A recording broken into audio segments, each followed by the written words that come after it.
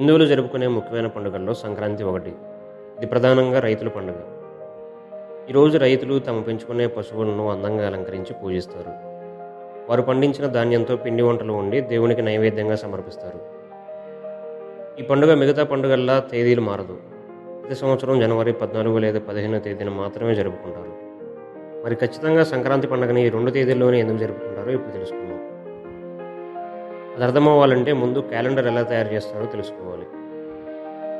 ప్రధానంగా క్యాలెండర్ సూర్యుని గమనం ఆధారంగా, చంద్రుడి గమనం ఆధారంగా 2 రకాలుగా తయారు చేస్తారు.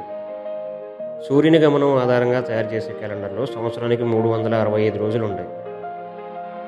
కానీ చంద్రుడి గమనం ఆధారంగా తయారు చేసే క్యాలెండర్లో సంవత్సరానికి 354 రోజులే ఉంటాయి. అయితే దాదాపు ప్రపంచం మొత్తం సూర్యుని గమనం ఆధారంగా తయారు చేసే క్యాలెండర్ని ఉపయోగిస్తున్నారు.